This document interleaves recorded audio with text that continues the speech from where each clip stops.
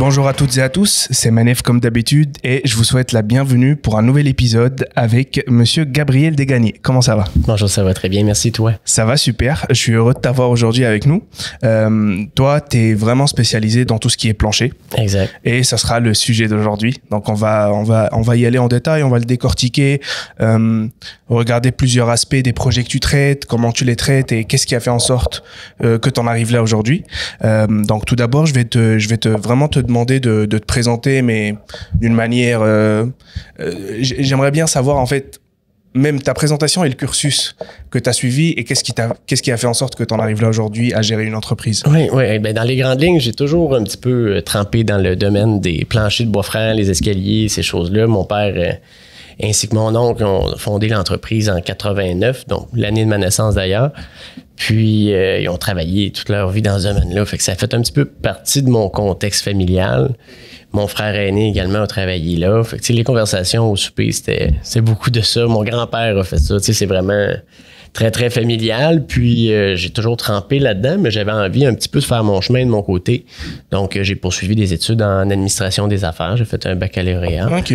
Puis, par la suite, j'ai essayé de travailler un petit peu dans des bureaux. Je me suis rendu compte que le travail manuel me manquait puis qu'il manquait un petit peu d'action. J'étais un gars de terrain. J'avais besoin plus de toucher, oui, un petit peu au bureau, mais d'avoir un hybride. Donc, peut-être certains volets qui seraient plus manuels, plus dans ce sens-là. Fait que c'est comme ça que je me suis ramassé là. J'ai travaillé avec mon père et mon oncle plusieurs années pour finalement prendre la relève il y a environ 2 ans là, de l'entreprise familiale. Donc actuellement, c'est toi le président, c'est toi qui gères tout? Exactement. Okay. Exactement. Dans le fond, tu as commencé à travailler dans tout ce qui est dans les bureaux, on va dire ça comme ça, et ça te manquait d'aller sur le terrain. Est-ce que tu as commencé à y aller graduellement ou c'était d'un coup, je quitte et je commence? Ça a été pas mal d'un coup, je quitte et je m'en vais avec mon père et mon oncle dans un objectif justement de relève éventuelle. Mais j'ai travaillé beaucoup au chantier, sur la route, apprendre un petit peu tous les types de composantes, le matériel. Fait que, tu sais, vraiment le processus dans son ensemble, à partir de la vente jusqu'à la production. Là, mes tâches étaient assez variées. OK. Je prends en considération que le fait c'est familial et que tu as grandi dans cet univers-là, mais le fait de reprendre ou de commencer à travailler sur le terrain, est-ce que tu as eu besoin de préparation? Quand je dis préparation, c'est vraiment au niveau des connaissances, de la manière de faire, même les licences RBQ. Comment t'as fait pour être éligible à installer des planchers? Est-ce que tout le monde peut y avoir accès? C'est quand même assez accessible, je te dirais. Je sais pas si c'est toujours d'actualité, mais à l'époque, quand j'ai obtenu mes cartes de compétences, avec la CCQ, il y avait une notion de fils d'entrepreneur. Donc, tu peux obtenir ta carte malgré le fait que les bassins soient pas ouverts ou qui sont fermés. J'ai eu la possibilité de chercher mes cartes de cette façon-là. Puis là, avec les heures accumulées CCQ, j'ai fait mes examens pour obtenir ma carte de compétences de compagnon de la CCQ. OK. Par la suite, quand j'ai fait l'acquisition de l'entreprise, là, il a fallu que j'aille remplacer les répondants de la licence RBQ, notamment. Donc, à ce moment-là, il a fallu que je passe les examens pour obtenir la licence d'entrepreneur spécialisé. C'est arrivé quand tu as pris position dans l'entreprise? Quand il y a un changement de contrôle, donc la vente des actions notamment, ouais. À ce moment-là, il a fallu qu'on change le répondant, l'ancien répondant, puisqu'il avait quitté. Oui. Donc là, mais tu ne prends pas, quand il y a eu un changement de ce type, tu ne prends pas les mêmes certifications que... Oui, on prend les mêmes certifications, mais l'ancien répondant de la licence RBQ avait quitté. Dans ce temps-là, on a comme une période, je pense, de mémoire, c'était 60 jours pour remplacer puis faire les examens. Là. OK. Let's go. Ensuite, sur les premiers projets que tu as traités. Oui.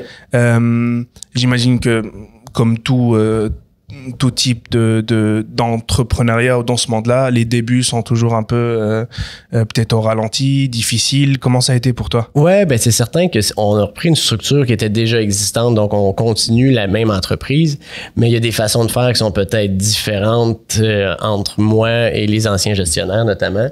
Je pense que c'est générationnel, principalement là, au niveau de l'organisation du travail. On est plus aujourd'hui à une ère de numérique. Oui. Les entreprises de construction, la grande majorité, bref, de ceux que je connais du moins, sont assez embryonnaires au sens où tout se fait comme un peu à mitaine. C'est écrit beaucoup à la main.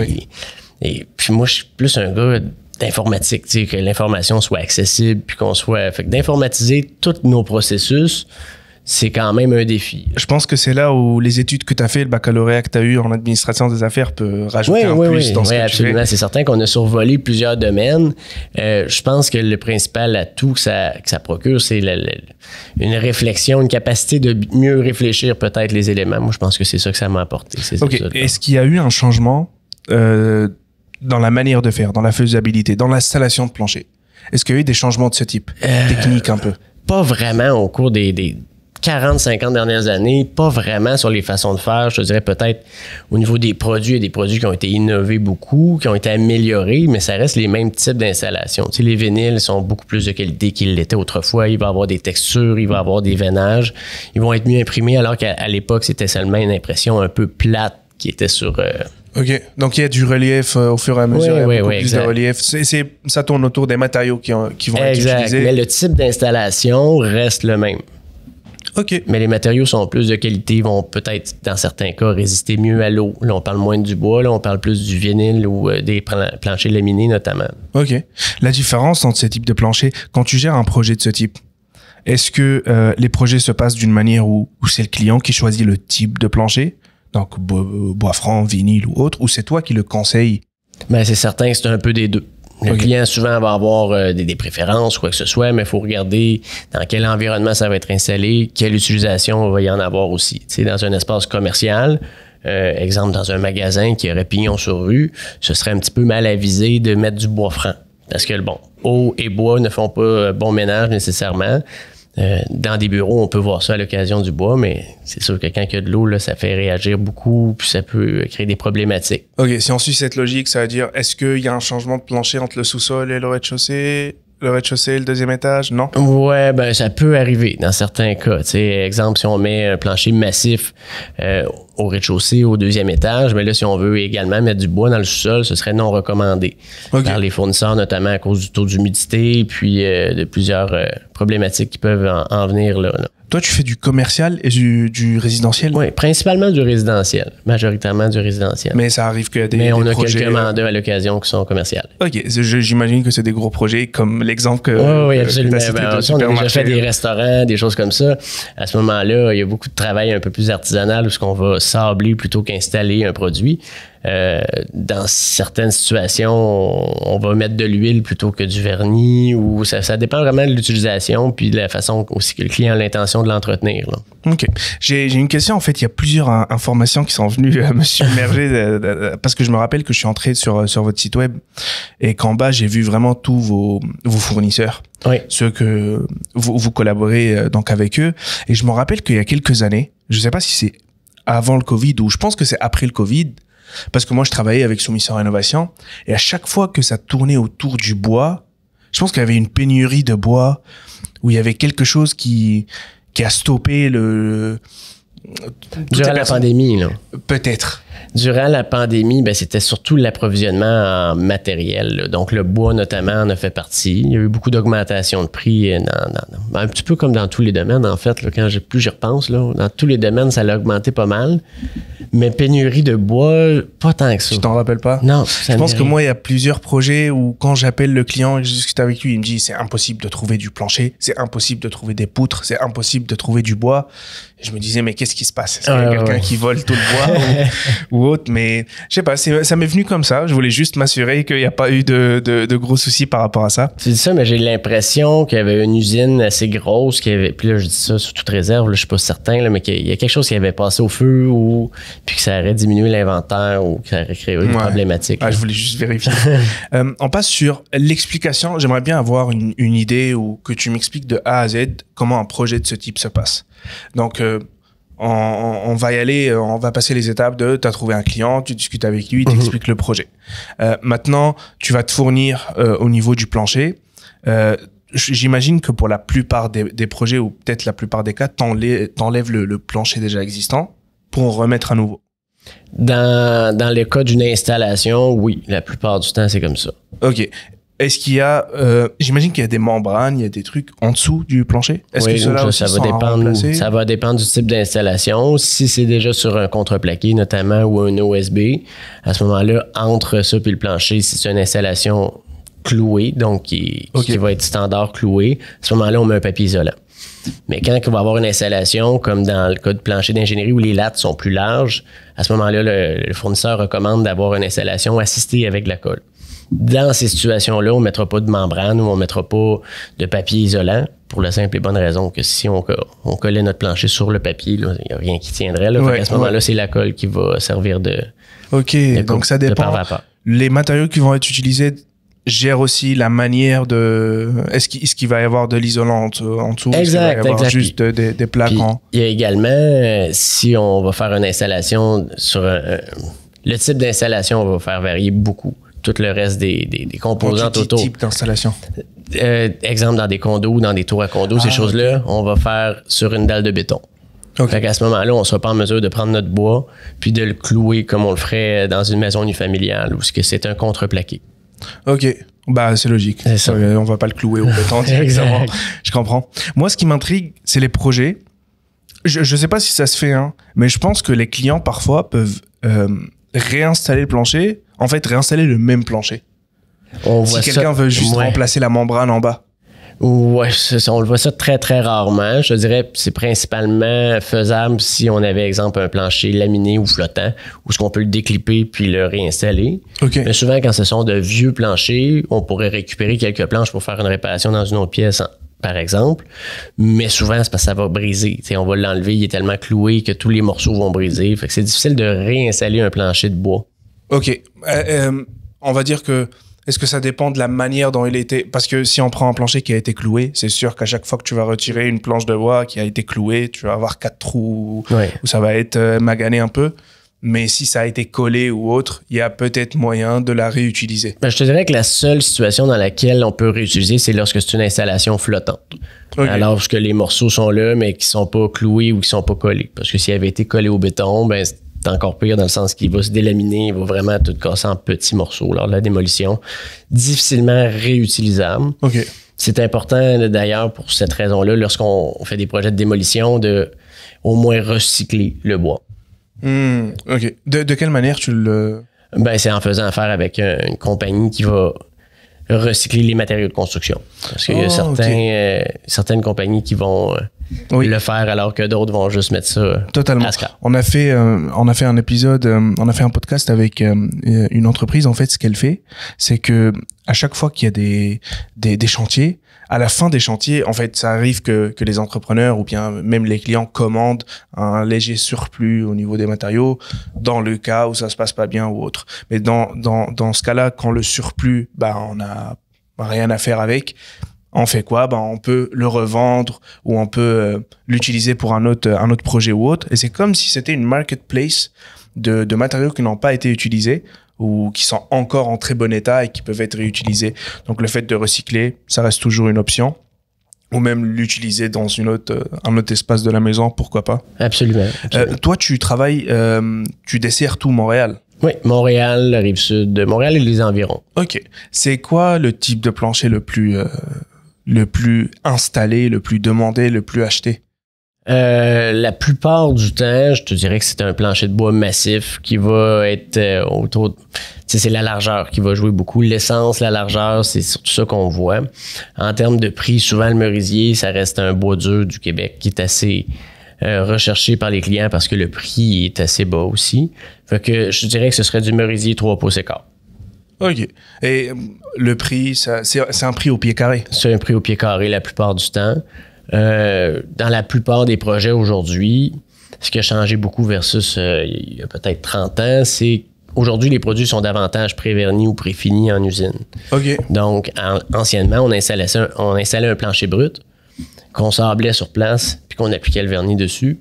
Aujourd'hui, on a la plupart du temps des produits qui vont être pré-vernis. Vous n'avez même plus besoin de le sabler. Lorsqu'on l'installe, il est déjà fini. On peut marcher dessus directement. OK. Donc, il n'y a pas de... Vous allez rien appliquer après? Non, il n'y a pas de ponçage. Dans certains cas, oui, là, quand on fait, exemple, des réparations où il y a certains clients qui exigent d'avoir un plancher sablé sur place parce qu'ils ont besoin d'une couleur spécifique ou d'un match de couleurs, ces choses-là. OK. Ils appliquent des couleurs sur le plancher? Oui, exactement. Ça veut dire un plancher vert, par exemple? Vert, c'est assez rare, Non, mais je dirais. J'espère C'est pas. rare qu'on y va dans le rose ou dans le vert. La plupart du temps, là, je veux dire, c'est plus, exemple, un petit gris ou une petite couleur taupe ou Ok, un donc pour brun appliquer la moyen. peinture, j'imagine qu'il faut enlever le vernis. Exactement. Il faut s'appeler. procéder au sablage préalablement, puis ensuite, on applique une teinture, puis nos couches de finition. Ok. Dans notre cas, on applique généralement 3 couches. Là. Excellent. Vous êtes combien de votre équipe? On est 10. 10, ok.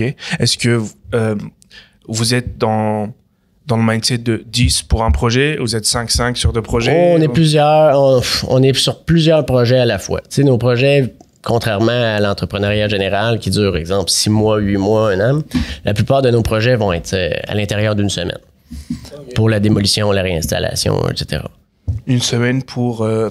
on parle de quoi? Un condo, une maison 2 étages, un bungalow? Ben, c'est une maison 2 étages, si c'est en pré-vernis, ça peut quasiment être terminé juste pour le volet planchant 2 jours. Ok. Mais c'est certain qu'après, il y a d'autres équipes qui vont passer ensuite, là, comme des menuisiers, etc., pour faire la finition, mettre les plaintes, ces choses-là. Là, mais juste pour le volet plancher, la plupart du temps, nos projets sont de courte durée. Ok.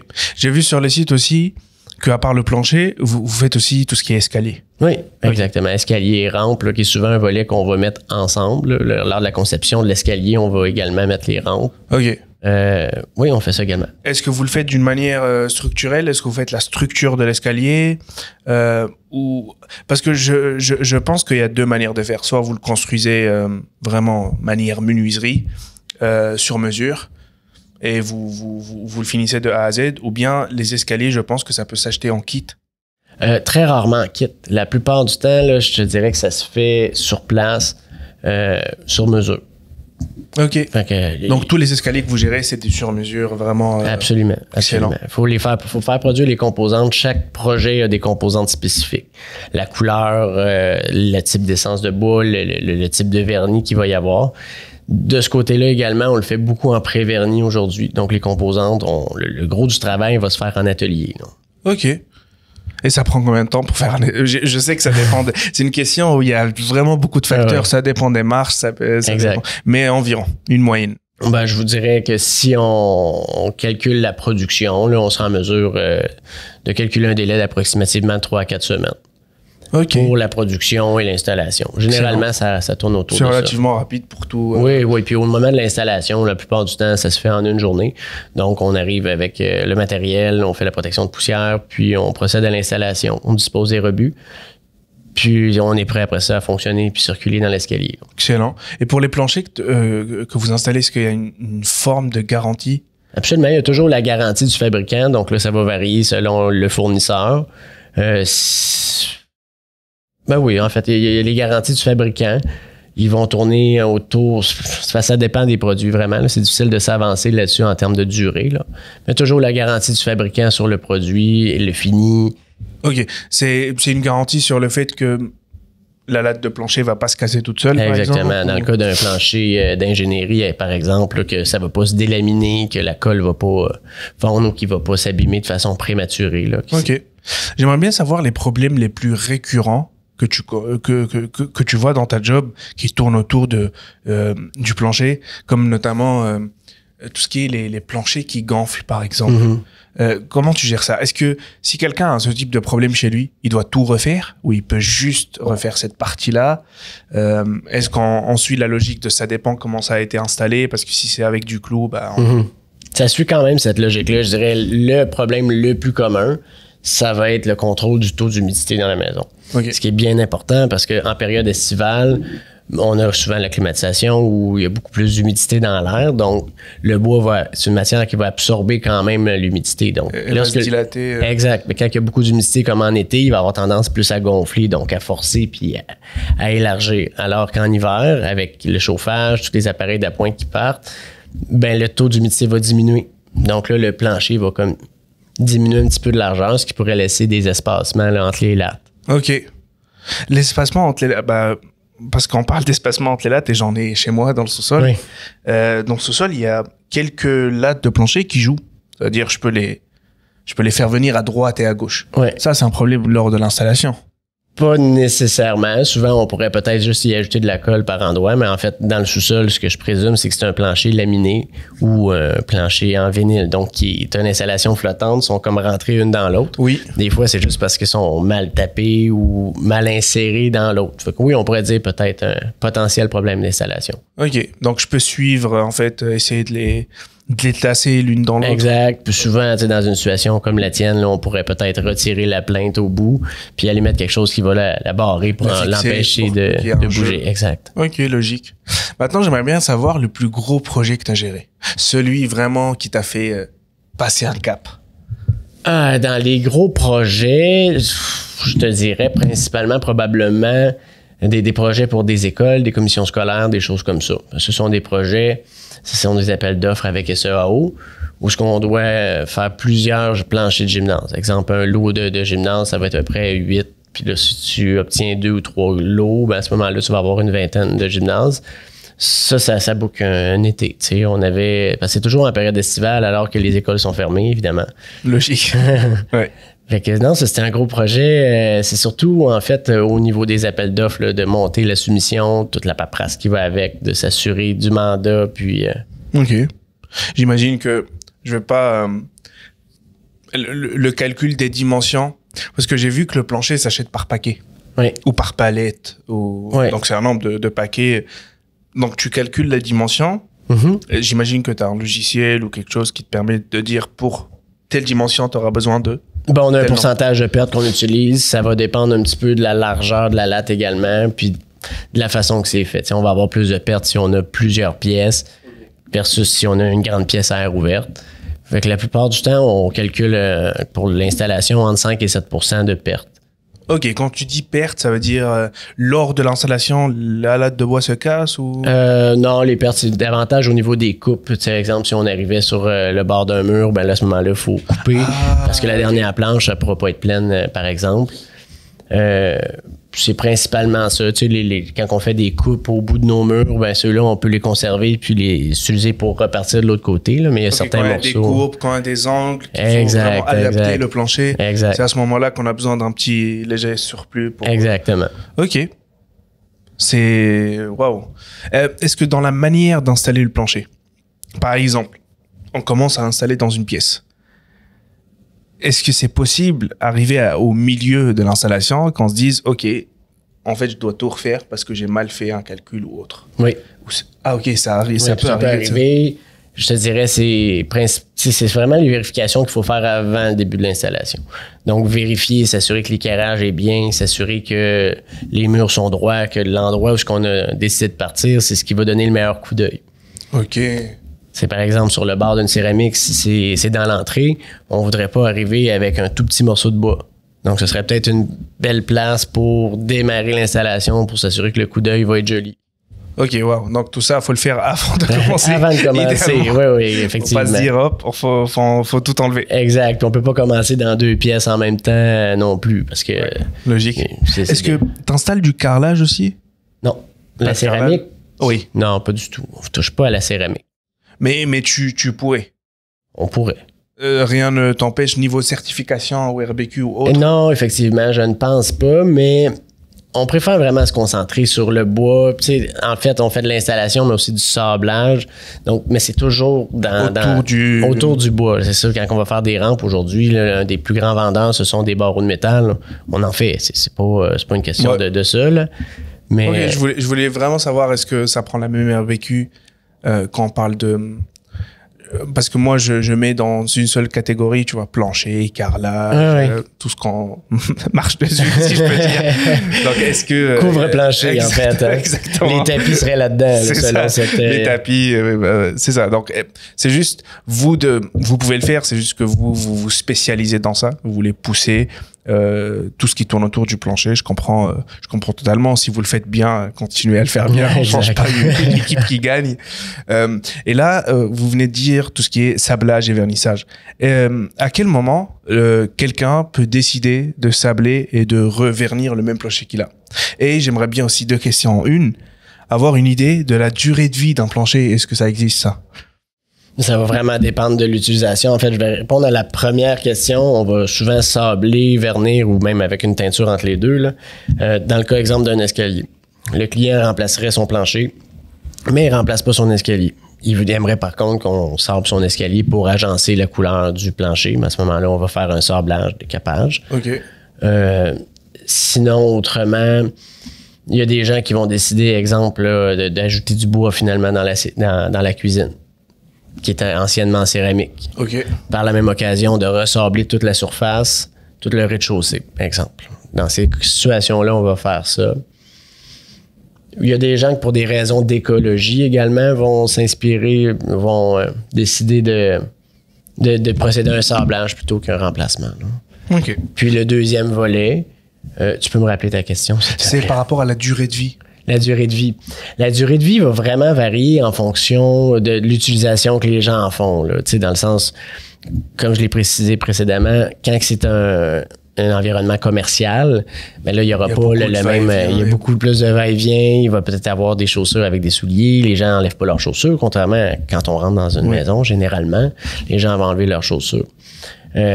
Bon, est-ce qu'on a des enfants qui jouent avec des petits autos sur le plancher toujours au même endroit, les endroits de haut passage? Les chaises avec roulettes. Les chaises, est-ce que c'est bien protégé? Tu sais, on a beau mettre un vernis de qualité, à un moment donné, s'il n'y a pas de feutre ou quoi que ce soit pour protéger ou que les gens déplacent le mobilier ou même les électroménagers, ça peut endommager. Parce qu'en dessous, ça reste une matière qui est relativement molle. Non, je sais très bien. Le bureau en dessous de mon bureau chez moi, j'ai fait vraiment des beaux tatous au plancher avec la chaise que j'ai.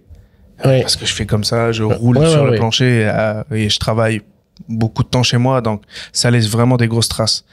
Donc je sais ce que je dois faire.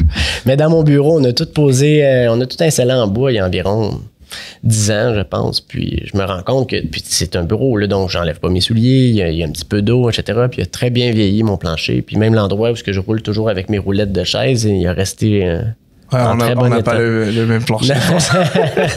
C'est sûr qu'on n'a pas le même plancher. Dans tout ça, qu'est-ce qui est le plus technique? Qu'est-ce qui est dur techniquement dans ce que tu fais? Je dirais que le plus technique, ça va être principalement au niveau... difficile à dire ce qui est le plus technique.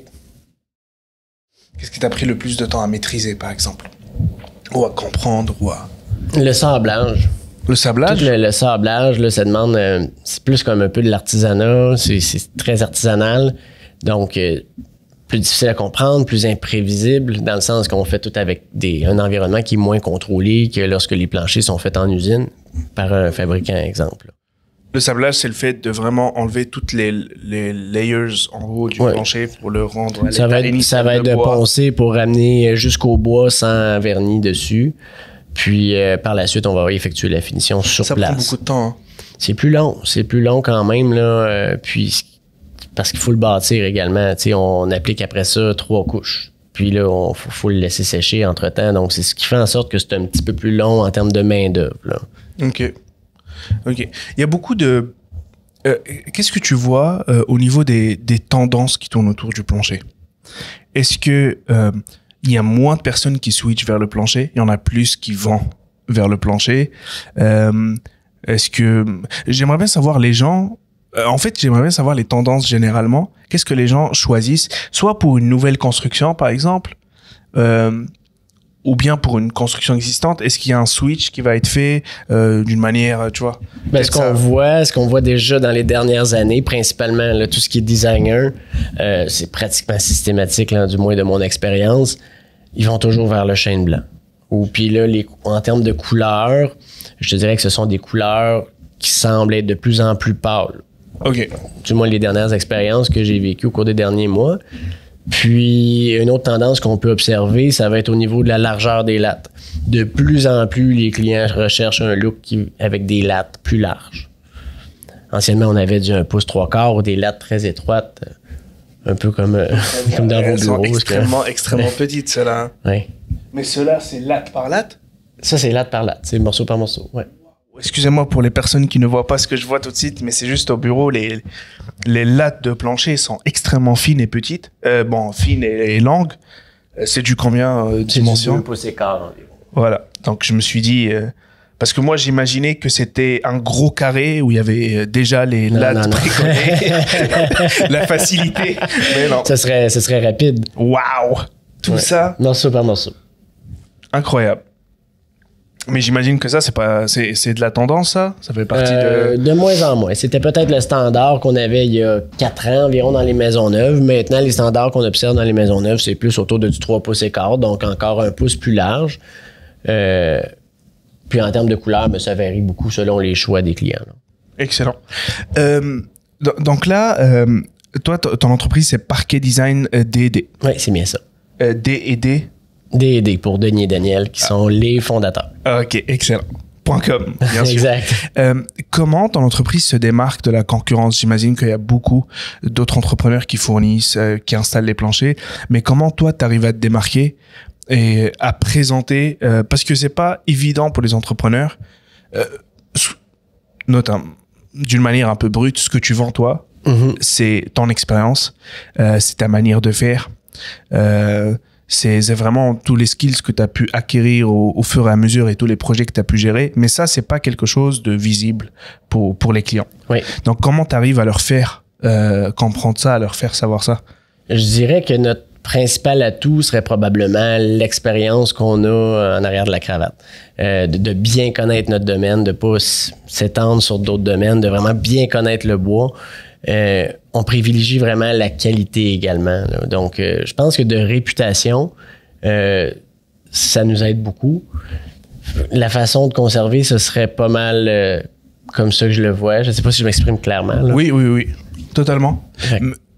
Mais dans le fond, par exemple, est-ce que maintenant tu es dans un espace où les clients viennent vers toi, ou tu fais encore du démarchage, ou c'est encore du bouche à oreille? Comment ça fonctionne de ton côté? Ou c'est un tout peut-être? C'est quand même un mélange de tout. On continue un petit peu des efforts marketing, on continue un petit peu, mais on met pas trop d'emphase là-dessus. Il y a un bon volet qui serait beaucoup de bouche à oreille, de réputation, des clients qui sont récurrents. Tout ce qui est après sinistre, ben, ce sont des clients récurrents également qui représentent pour ma part un bon volet du type de travail qu'on fait. Vous venez de me rappeler qu'il y a eu, il y a quelque temps, il y a eu des grosses inondations. Donc j'imagine. C'est incroyable. C'est incroyable. Okay. Je pense que c'est arrivé au mois d'août. Oui. Puis quand je dis je pense, je suis pas mal certain, parce qu'à partir du mois de septembre, on a remarqué une augmentation majeure des demandes de soumission. Dans notre cas, ça a doublé, en fait, là, carrément. Et dans ce cas-là, quand on parle d'inondation, c'est on démolit tout? C'est généralement des remplacements complets ou des fois, ça peut être des réparations partielles dans le cas d'un escalier, notamment où juste le bas serait affecté, qu'on serait capable d'agencer des composantes puis de remplacer jusqu'à être endommagé. Ouais. Ça réduit les coûts pour l'assuré autant que pour l'assureur. Là. Wow, j'imagine pas. Mais oui, il y a beaucoup de sous-sol dans les dernières semaines. Là, Même, il y a encore des projets en cours à date concernant les inondations. C'est vraiment les assurances, grand. Les assurances sont débordées. Là. Puis souvent, là, ce qu'ils décident de faire, là, c'est vraiment, vous êtes assuré pour un montant maximal de X. Souvent, ça va être dans le 25 000, puis qu'ils vont donner un chèque à l'assuré. Puis après ça, l'assuré doit prendre en charge la suite de son projet. Là. OK. Pour ce type de projet-là, quand on parle d'inondation, c'est quelque chose qui a été mouillé. Si, par exemple, c'est sur dalle de béton, la dalle de béton est mouillée aussi. Oui, absolument. Donc, tu ne peux pas installer le plancher à moins que la dalle de béton sèche. Exact. C'est à toi de la sécher? La plupart du temps, l'entrepreneur, après sinistre, qui va être un général, va prendre ce volet-là en charge. Okay. Ils vont faire la démolition, mettre des fans ou un équipement suffisant pour faire assécher. Puis après ça, ils vont reconstruire. Puis nous autres, on va venir par la suite là, effectuer nos travaux de plancher. OK. Et je viens aussi de penser aux personnes qui ont des problèmes d'humidité. Donc, les problèmes d'humidité peuvent causent généralement des problèmes au niveau du plancher. Mais toi, quand tu viens et tu t'occupes du plancher, est-ce que eux, ils prennent en considération le fait que leur système d'échangeur d'air ou autre ou un déshumidificateur d'air doit être installé. Est-ce que toi, tu peux les conseiller, tu peux les aider à faire ça? Oui, ou tu les rediriges directement? Ben oui, on leur recommande toujours, mais c'est vrai que dans des vieux bâtiments, aujourd'hui, les maisons neuves, la grande majorité vont avoir un échangeur d'air ou une façon de contrôler avec une thermopompe le taux d'humidité. Mais des vieux bâtiments, c'est pas le cas du tout. Donc, il faut s'attendre à ce que ça travaille un petit peu plus, à ce qu'il y ait des craquements peut-être davantage, même au niveau de quand on marche, là, au niveau du son. on les conseille. Ben, en fait, il faut contrôler le taux d'humidité. Vraiment, bois, humidité, eau, ça fait pas très bon ménage. Là. Donc, il faut vraiment... Faut garder ça à l'œil. Oui, absolument. Quand il y a un travail ou quelque chose qui semble anormal, là, que le plancher il bouge ou qui craque à certains endroits, c'est très, très, très souvent le taux d'humidité. OK. J'ai une question un peu bizarre. Est-ce qu'il y a un type de plancher qui a disparu, qui n'existe plus, que plus personne ne veut? Et j'aimerais bien savoir les raisons qu'il y a derrière. La parqueterie. La parqueterie. La parqueterie, je sais pas si tu te rappelles, c'est comme des petites lattes carrées d'un côté puis de l'autre côté. OK. Ça, en fait, les fabricants de ça au Québec, ils ont fermé leur usine. Donc là, déjà là, on n'est plus capable d'obtenir la matière brute. Okay. Donc ça, souvent, c'est un enjeu au niveau des assureurs parce que dans le cas où on aurait pu effectuer une réparation locale, puis ensuite sabler, vernir toute la surface, mais là, c'est difficile de se procurer la matière. Donc c'est vraiment les gros fabricants qui gèrent un peu... parce si eux ne fabriquent plus, plus. Puis il y en avait un seul. Donc, mais tu sais, les fabricants, mais également la demande. Il n'y a plus personne qui désirait acheter ce produit-là vraiment, mis à part dans la rénovation. Quand on faisait une maison neuve, les gens préféraient opter pour de la latte. OK, logique. Et en suivant ça, c'est quoi le futur que tu vois pour les parquets? Est-ce que tu vois un nouveau style, un nouveau type de parquet, un nouveau style ou type d'installation? Comment tu vois l'avenir par rapport à tout ça? Moi, je pense que le bois va garder un petit peu là, sa caractéristique. Il y a quelque chose de chaud dans le bois, il y a quelque chose d'accueillant. Je pense que c'est là pour rester comme matière. Ou probablement qu'il va y avoir des innovations là, dans les produits plus laminés, dans le vinyle, ces choses-là. Le type d'installation, je pense que ça risque de rester très similaire. Bon, ce qu'on pourrait imaginer comme innovation, peut-être des sortes de cols qui vont couper l'humidité davantage, mais pas d'innovation majeure, ni de changement majeur à venir dans ce domaine-là. OK, même si c'était quelque chose si c'est des innovations, ce sera plus côté, comment on dit, isolation, côté maintien de l'humidité, tout ça, mais pas autour du bois en tant que tel. Exactement. Ça va peut-être être autour de la construction en général, d'aider à contrôler le taux d'humidité dans la maison, mais qui ne sera pas directement pour le plancher. OK. Toi, tu es encore sur le terrain? Oui. Donc, si quelqu'un veut obtenir tes services, il va te voir directement dans sa maison. Absolument. Excellent. Comment il peut trouver Parquet Design DD? Est-ce qu'en ligne, c'est... En ligne, quand même. Là, sur notre site web, là, on a vraiment toute l'information pour notre adresse puis la façon de nous joindre, notamment les demandes de soumission. Sinon, par téléphone. Oui, c'est vrai. Je voulais juste dire que vu que je suis passé faire un tour sur le site, vous avez un petit formulaire pour les estimer, pour les soumissions. Vous laissez la place au client d'écrire son projet, d'ajouter des images, des photos. Dans le cas où vous avez n'importe quel type de problème au niveau de votre plancher, et je pense que lié à ce formulaire-là, la réponse plutôt, elle sera vraiment rapide. Et le numéro de téléphone, vous allez le dire, mais vous vous êtes stoppé directement. Le numéro de téléphone 450-635-3105. Exact. Vous êtes sur les réseaux? Oui. Parfait. Instagram et Instagram, plus ou moins, mais je pense qu'on a une page active. Okay. Instagram, Facebook. C'est juste que peut-être qu'il y a certaines personnes qui utilisent ces plateformes-là et ils vont checker directement. Pourquoi pas? Ça a été un plaisir de t'avoir avec nous aujourd'hui. Pourquoi pas? Parce que nous, dans le fond, les podcasts, on a débuté avec ce format-là, c'est un peu du one-on-one, mais à l'avenir, déjà qu'on va commencer à filmer de plus en plus nos podcasts et on va faire des tables rondes. Okay. Et on va essayer d'avoir plusieurs entrepreneurs de plusieurs services différents qui sont spécialisés dans ça et avoir toute une discussion un peu où tout le monde partage ses idées. Exactement. Ce sera pas vraiment je te pose une question, tu me réponds, mais c'est vraiment une table ronde. Donc pourquoi pas vous avoir aussi pour un autre épisode dans le futur. Avec grand plaisir. Ça m'a fait plaisir. On était avec monsieur Gabriel Desgagnés de parquetdesigndd.com et c'était Manef avec vous pour l'épisode plancher. Merci et bonne journée ou bonne soirée. Salut.